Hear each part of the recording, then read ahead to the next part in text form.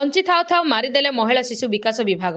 ଯୋଜନାକୁ ବାଦ୍ ଦେବାକୁ ଏଭଳି ରିପୋର୍ଟ ପ୍ରସ୍ତୁତ କରି ଜୀବିତ ମହିଳାକୁ ମୃତ ଘୋଷଣା କରିଛି ସରକାରୀ ଦପ୍ତର। ଆଜ୍ଞା ହଁ, ଟିକେ ଭଲ ଭାବରେ ନଜର ପକାନ୍ତୁ ଏ ଦୃଶ୍ୟ ଉପରେ। ଦୃଶ୍ୟରେ ଆପଣ ଦେଖୁଥିବା ମହିଳା ଜଣକ ସରକାରୀ ରିପୋର୍ଟରେ ମୃତ ବୋଲି ଦର୍ଶାଇଛି। ମହିଳା ଜଣକ ଆପଣଙ୍କ ସାମ୍ନାରେ କଥା କହୁଛନ୍ତି, ଗଣମାଧ୍ୟମ ଆଗରେ ମତ କରୁଛନ୍ତି। ହେଲେ ଆଶ୍ଚର୍ଯ୍ୟର କଥା ହେଉଛି ମହିଳାକୁ ମୃତ ବୋଲି କେମିତି ଦର୍ଶାଗଲା। ସୁନିତା ସେଠୀ ମାଗଣୀ ଚଞ୍ଚରା ମୁଁ ମୃତ ବୋଲି ମୋର ଘୋଷଣା କରାଯାଇଛି। ମୁଁ ଜୀବିତ ଥାଇକି ମୋର ମୃତ ବୋଲି କାହିଁ ଘୋଷଣା କରାଯାଇଛି? ମୁଁ ସୁଭଦ୍ରା ପାଇବାକୁ ଯୋଗ୍ୟତା ନାହିଁ। ହଁ, ମୁଁ ସୁଭଦ୍ରା ପାଇବାକୁ ହକ୍ ଅଛି। ମୁଁ ମୃତ ଘୋଷଣା କରାଯାଇଛି। ମୁଁ ରିପୋର୍ଟ ଦରକାର ମୋର ମୃତ ବୋଲି ବାହାରୁଛି।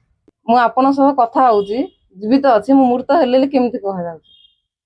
ଏ ମହିଳା ହେଉଛନ୍ତି ମାଗୁରାଶି ଚାଞ୍ଚରା ଗ୍ରାମର ସୁନିତା ସେଠୀ। ଜଣେ ଯୋଗ୍ୟ ହିତାଧିକାରୀ ହୋଇଥିବାରୁ ବାରମ୍ବାର ସୁଭଦ୍ରା ଯୋଜନା ପାଇଁ ଆବେଦନ କରିଛନ୍ତି। ହେଲେ ତାଙ୍କୁ ରିପୋର୍ଟରେ ମୃତ୍ୟୁ ଦର୍ଶାଯାଇଛି। ବାରମ୍ବାର ବ୍ଲକ ଅଫିସକୁ ଦୌଡ଼ି ଦୌଡ଼ି ନିରାଶ ହୋଇଛନ୍ତି।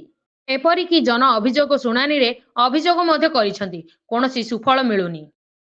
ତେବେ ଘଟଣା ସମ୍ପର୍କରେ ବେଗୁନିଆପଡ଼ା ବ୍ଲକ ସିପିଡିଓ ନୀଳିମା ଟୋପକୁ ଯୋଗାଯୋଗ କରାଯାଇଥିଲା। ଭୁଲ ରିପୋର୍ଟ ପ୍ରସ୍ତୁତ ହୋଇଥିବାରୁ ପୁଣି ସଂଶୋଧନ କରିବା ପାଇଁ ସେ ପ୍ରତିଶ୍ରୁତି ଦେଇଛନ୍ତି। ସେପଟେ ରିପୋର୍ଟ ପ୍ରସ୍ତୁତ କରୁଥିବା ସ୍ଥାନୀୟ ପଞ୍ଚାୟତ ନିର୍ବାହୀ ଅଧିକାରୀ ଓ ସ୍ଥାନୀୟ ଅଙ୍ଗନବାଡି କର୍ମୀଙ୍କ ବିରୋଧରେ କାର୍ଯ୍ୟାନୁଷ୍ଠାନ ପାଇଁ ଦାବି ହୋଇଛି। ସୁନିତା ସେଠୀ ମାଗଣୀ ଚଞ୍ଚରା ମୁଁ ମୃତ ବୋଲି ମୋର ଘୋଷଣା କରାଯାଇଛି। ମୁଁ ଜୀବିତ ଥାଇକି ମୋର ମୃତ ବୋଲି କାହିଁ ଘୋଷଣା କରାଯାଇଛି? ମୁଁ ସୁଭଦ୍ରା ପାଇବାକୁ ଯୋଗ୍ୟତା ନାହିଁ। ହଁ, ମୁଁ ସୁଭଦ୍ରା ପାଇବାକୁ ହକ୍ ଅଛି। ମୁଁ ମୃତ ଘୋଷଣା କରାଯାଇଛି। ମୁଁ ରିପୋର୍ଟ ଦରକାର ମୋର ମୃତ ବୋଲି ବାହାରୁଛି। ମୁଁ ଆପଣଙ୍କ ସହ କଥା ହଉଛି, ଜୀବିତ ଅଛି। ମୁଁ ମୃତ ହେଲେ କେମିତି କୁହାଯାଉଛି? ଅଫିସରୁ ବ୍ଲକରୁ ବାହାରିଲି ନାଇଁ। ମୁଁ ବାର ବାର ଦୌଡ଼ି ଦୌଡ଼ି ଆସି ମୃତ ଘୋଷଣା ହେଲି। ମୋର କହିଦେଇଛନ୍ତି ମୁଁ ରିପୋର୍ଟରେ ମୋର ବାହାରିଛି ମୃତ ଘୋଷଣା ହେଇଛି। ଗିବେରସିଂ ଦଲରୁ କହିଲେ ସେଠି ଆପ୍ଲାଏ ଦିଅ, ମୃତ ଘୋଷଣା ତମର ହେଇଛି ବୋଲି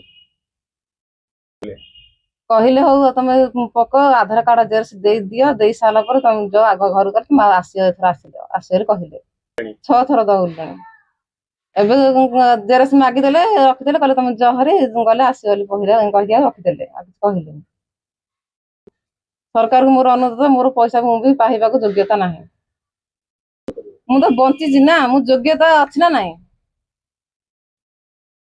ସମ୍ପତ୍ତି ମୋର କିଛି ନାହିଁ। ମୋ ସ୍ୱାମୀ ପାଣି କମ୍ପାନୀ ଚେନ୍ନାଇ ରହୁଛନ୍ତି। ଆମର କିଛି ନାହିଁ, ସମ୍ପତ୍ତି ବାଡି କିଛି ନାହିଁ, ଘର ବି ନାହିଁ। କେମିତି କାଟିଲେ ସେଇଟା ମୁଁ ବି ଜାଣିନି। ସେଇଟା ମୁଁ ବ୍ଲକରେ ଆସିଲେ ରିପୋର୍ଟରେ ମୋର ବାହାରିଲା ଯେ ମୃତ ହୋଇଛି ବୋଲି।